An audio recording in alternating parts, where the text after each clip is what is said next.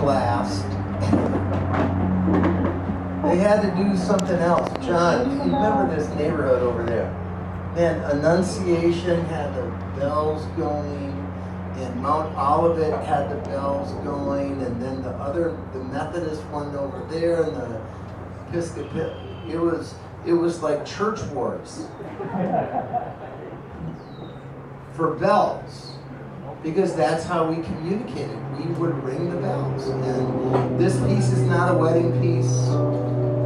I am gonna quickly dedicate it. Some friends of mine from Omaha area, John and Amanda Fredericks, couldn't make it up here.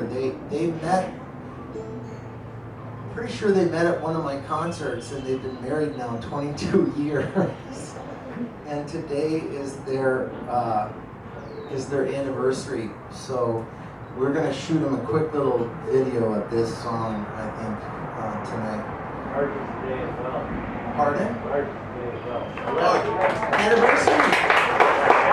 Did you meet at one of my shows? That's not true. Okay.